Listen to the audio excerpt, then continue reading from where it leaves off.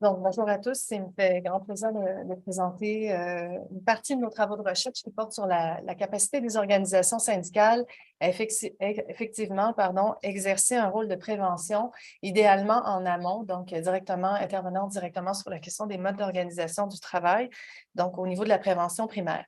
Je dois vous dire qu'on va effectivement parler du réseau des délégués sociaux qui a été mis sur pied en 1983 par la Fédération des travailleurs du Québec. Par contre, on est dans une programmation longitudinale de recherche qui se déploie depuis presque 10 ans. Donc, on est maintenant, je dois vous dire, un peu plus loin, c'est-à-dire on est vraiment au niveau des logiques d'action, des capacités d'agir des organisations syndicales à faire de ces enjeux, donc des atteintes d'ordre psychologique au travail, des enjeux organisationnels, des enjeux syndicaux. Donc, les délégués sociaux dans plusieurs cas de figure, agissent dans la clandestinité. On est dans un couloir, à quelque part, une voie de contournement institutionnel dans plusieurs milieux de travail. Il faut simplement comprendre, donc, dans ce préambule-là, qu'on est vraiment, à l'heure actuelle, plus sur des questions qui prennent de front la capacité des organisations syndicales dans leur entier à prendre à bras-le-corps ces enjeux et en faire effectivement des enjeux de mobilisation et de négociation. Donc, à l'heure actuelle, on est par ailleurs dans une étude comparative France-Québec, donc sur des fonds d'institutionnalité, sur fonds d'institutionnalité juridique différentes. Merci beaucoup. Pour ce qui est donc du réseau des délégués sociaux, c'est un réseau qui a été mis sur pied en 1983. Il y a environ 3000 délégués sociaux qui interviennent à l'heure actuelle dans les milieux de travail au Québec. Ce qu'il faut savoir, c'est qu'ils procèdent généralement plus à une prise en charge qu'on pourrait caractériser de prévention tertiaire des atteintes d'ordre psychologique en milieu de travail. Donc, ils interviennent quand le mal est fait, si vous me permettez l'expression, quand les gens tombent ou sont tombés au combat. Leur statut est assez particulier dans certains milieux de travail. Certains d'entre eux vont jouir d'un statut conventionné directement dans la convention collective, ce qui veut dire un statut certi de libération syndicale. Ils ont un local aussi syndical où ils exercent. Dans d'autres cas de figure, ils cumulent les fonctions syndicales, donc vont exercer à titre de délégué syndical ou représentant santé et sécurité au travail pour leur permettre de maintenir la confidentialité justement de leur intervention dans un contexte où l'employeur pourrait être potentiellement plus rébarbatif, avoir une prise en charge des atteintes d'ordre psychologique au travail exercées à l'extérieur, s'exerçant à l'extérieur d'un programme d'aide aux employés, donc mis en place directement par lui-même. Donc, c'est une approche merci Nicolas, qui vise l'écoute active, l'entraide par les pairs. Donc, on n'est pas dans une logique de professionnels de l'aide, même s'ils reçoivent des formations que je donne, certaines d'entre elles par ailleurs, donc pour leur permettre de mieux intervenir auprès de leurs pairs. Contrairement au programme d'aide aux employés, c'est une aide qui est syndicale, donc qui est accessible en tout temps. Ce sont des collègues qui interviennent auprès de leurs collègues, donc qui ont une connaissance intime des modes d'organisation du travail, du style de gestion, de la culture organisationnelle. Et je vous dirais, puis je laisserai la parole après à mon collègue parce qu'on a 15 minutes, il faut se dépêcher. Et déjà que j'ai un naturel qui revient assez vite au galop de parler vite, donc vous m'en excuserez. Ce qu'il faut comprendre, c'est qu'il y a un trait d'union, à notre avis, qui s'avère manquant en différentes rationalités au travail. On exige beaucoup des travailleurs sur fond de réduction des ressources. La pandémie a été un facteur qui est venu exacerber cette problématique. La pandémie est aussi venue exacerber la désolidarisation des travailleurs. Donc, la difficulté, à quelque part, de faire de cet espace de travail, de créer une communauté de destin, de créer une solidarité par et dans le travail. Donc, à quelque part, les délégués sociaux agissent dans un couloir qu'on pourrait qualifier d'expérimentation institutionnelle parce que vous l'avez présenté, on n'est pas dans une logique d'admission frontale des atteintes d'ordre psychologique au travail à titre de lésion professionnelle. Donc, est-ce que le droit, c'est une question que je lance ouvertement, il y a plusieurs juristes dans la salle, est-ce que l'effectivité du droit est pleine pour ce qui est de donner des outils aux acteurs syndicaux pour intervenir à titre d'agent de changement et d'agent de prévention dans les milieux de travail? Je pense que poser la question à quelque part, c'est y répondre. Et sur fond théorique, mon collègue va parler des rationalités. Et pour nous, notre postulat, quelque part, pour cette présentation-ci, c'est de dire les délégués sociaux constituent un trait d'union entre des rationalités qui s'opposent a priori. Ils viennent aussi bouleverser, puis j'en parlerai en finale, l'organigramme officiel des organisations syndicales.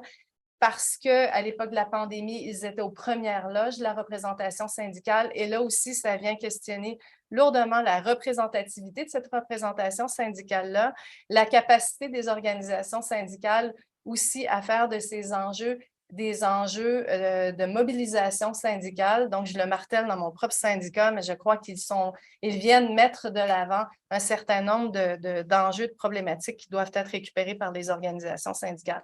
Pour l'essentiel, à l'heure actuelle, ce qu'il faut comprendre, dans quelques cas de figure, ils font un peu de prévention primaire. Dans un milieu de travail particulier, ils ont négocié un protocole de retour au travail. Donc, je fais le pont avec vos deux présentations. Un protocole de retour au travail qui a été négocié avec l'employeur, mais qui est géré syndicalement. Donc, on est vraiment dans le domaine, encore une fois, de l'expérimentation institutionnelle où le syndicat est aux premières loges et gère la quantité de travail qui est demandée aux travailleurs qui a été lésé, qui a vécu une lésion psychologique et qui revient au travail. Donc, vas-y, je t'en prie, parce que j'ai peur qu'on n'arrive pas à... Et si on allait peut-être un peu vite. Bonjour à tous. Alors, en fait, d'après nos recherches, le réseau des délégués sociaux et délégués sociales est l'un des seuls acteurs qui parvient à répondre de manière assez pertinente à cette question très contemporaine, donc de rendre le travail humain soutenable. Et donc, effectivement, par leur action, par leur engagement quotidien, sans relâche, ils contribuent à cet impératif de préservation de la santé physique et mentale des travailleurs dans le contexte du nouvel esprit du capitalisme. En fait, ils rendent possible une articulation vertueuse nécessaire entre le travail humain, l'organisation du travail et la finalité de performance économique de l'entreprise. Alors, je vous propose de faire un petit pas de côté dans la théorie, dans la philosophie, à travers une description des rationalités de l'action, pour comprendre effectivement que le travail se joue à l'intersection de ces quatre rationalités de l'action, car le travail, effectivement, est un mode d'agir fondamental sur le monde. Le travail relève de l'action humaine, c'est une activité coordonnée utile, et effectivement, il se trouve à l'intersection de ces rationalités, des rationalités que j'entends comme des raisons d'agir, c'est-à-dire qu'on part du postulat que toute conduite a un sens. Et donc, effectivement, ces rationalités sont en tension avec des risques de conflit, d'étouffement, d'écrasement. Je n'en suis pas encore là. Alors, je vous propose juste brièvement de vous dire les quatre rationalités. Rationalité instrumentale, on la connaît bien, c'est celle qui relève du monde physique, du monde objectif, c'est le critère de l'efficacité, la science, effectivement, on va transformer la nature. La deuxième, c'est la rationalité stratégique, la rationalité bien connue de l'entreprise, l'adéquation des fins, des moyens en vue d'une fin, et le critère ici est l'utilité. On va considérer le travail comme un facteur de production selon la théorie de la fiction du travail marchandise. C'est ici le règne du management, de l'organisation du travail. Ensuite, on a effectivement la rationalité morale pratique qui est plutôt celle du monde juridique, le monde social, où on a la visée de la vie bonne, la conjuration de la violence, le principe moderne d'égalité et de liberté, égalité des droits, avec le principe de dignité. Et effectivement, les deux précédentes rationalités viennent en contradiction avec celle-ci. Ensuite, une dernière rationalité qui est importante et qui, à mon sens, est peu reconnue dans le monde, dans les théories de l'action, c'est celle de la rationalité subjective qui relève de deux logiques, la réalité, la présentation de soi et celle de la préservation de soi, ce qu'on appelle aussi la rationalité pathique, à savoir le principe de la santé, et elle concerne principalement la construction de la santé mentale. Excusez-moi, j'ai été très rapide, mais voilà, il faut dire un petit peu en quoi aujourd'hui on a une contradiction fondamentale, un déséquilibre, un écrasement des rationalités stratégiques et instrumentales par rapport aux rationalités subjectives et morales pratiques. On a effectivement des exigences très fortes de performance économique avec des conséquences en termes d'atteinte à la santé, à la dignité des personnes au travail et à leurs droits. C'est ce que montrent effectivement nos travaux en psychodynamique du travail, en psychopathologie, à travers la multiplication des harcèlements moraux, sexuels, suicides et des suicides au travail. Je dirais, dans un dernier point, effectivement, comment faire Et là, l'intérêt de la comparaison est utile. En France, on a davantage recours au droit, au contentieux, lorsque le risque est réalisé. Vous en avez évoqué effectivement dans les précédentes présentations. Et c'est la perspective principale en France. Eh bien, au Québec, on a cette innovation qui me semble extrêmement importante. C'est l'action quotidienne des délégués sociaux. Ah, tu me laisses la parole. Bon, pardon. Je vais passer, pour ce qui est de la méthodologie, simplement vous dire qu'il y a eu plusieurs phases à cette recherche qui se déploie depuis 2013. Ce qu'il faut comprendre, c'est que la pandémie est venue exacerber, renforcer certaines problématiques qui étaient déjà connues. On parle évidemment d'augmentation des heures de travail, débordement, surendettement, consommation des drogues de performance en lien avec les modes d'organisation du travail. Je vous rappelle que l'OMS disait il y a quelques années qu'en 2022, ce serait un travailleur sur deux qui se situerait en situation de détresse psychologique moyenne à élevée directement en lien avec les modes d'organisation du travail. Donc, c'est aujourd'hui. Beaucoup de violences conjugales, violences entre les collègues, des suites des pressions justement de performance s'exerçant entre autres sur les travailleurs. Beaucoup de suicides non médiatisés au Québec, il faut qu'on se le dise. Donc, les délégués sociaux interviennent, mettent sur pied des collectifs de travail dans des établissements pour venir aider les travailleurs, les survivants, si vous voulez, les collègues. Beaucoup de dépression, mais beaucoup de perte de sens au travail et du travail, comme je le mentionnais, sur fond de déstructuration des collectifs. On a vu la montée en force du télétravail, mais ce que ça implique aussi, c'est une perte d'appartenance au groupe, un éloignement aussi syndicalement. Je suis un prof de relations de travail, un prof de syndicalisme, donc c'est sûr toutes les questions de démocratie interne, de fonctionnement à l'interne, mais aussi la question de l'identité syndicale, donc comment créer des stratégies d'appartenance au syndicat, comment s'identifier au syndicat quand on n'est pas proche des travailleurs. Donc, ce qui était intéressant, c'est que les conditions d'exercice de ces sentinelles en milieu de travail, ils s'appellent eux-mêmes des ambulanciers auprès de leurs pairs, hein, même des travailleurs sociaux dans les usines. Les conditions d'exercice de leur rôle ont muté en temps de pandémie. Par contre, on a vu une foule d'initiatives qui ont été déployées dans un contexte, on va le dire, quasi vierge, hein, sur fond, pour ce qui est des questions d'institutionnalité juridique, donc ce qui leur permettrait normalement d'intervenir dans les milieux de travail. Donc, ce sont des innovateurs, des semeurs d'innovation, ces délégués sociaux. Et notre questionnement maintenant est à l'effet de se poser la question comment ces modes d'intervention peuvent être récupérés de façon organisationnelle par les syndicats pour faire en sorte justement qu'on agisse syndicalement, qu'on ne coince pas ces modalités d'intervention au chapitre de la santé mentale au travail dans un couloir d'évitement ou de contournement sur un plan institutionnel. Vous parliez tout à l'heure, Maxime, de renouveau syndical. Pour moi, c'est un retour aux sources, à la mission ontologique des syndicats. On se rappelle, l'étymologie du mot syndicat, c'est avec justice. Il y a vraiment un enjeu de justice sociale et de démocratie industrielle dans ce mode d'intervention-là des délégués sociaux. Donc, plusieurs freins à cette capacité d'agir syndicalement et à proprement parler des délégués sociaux. Les délégués sociaux font face à des tabous. La santé mentale, c'est encore difficile à admettre. Dans certains milieux, c'est vu comme un service aux faibles. Donc, j'ai déjà entendu des travailleurs me dire que la cotisation syndicale ne devait pas servir à cette fin-là.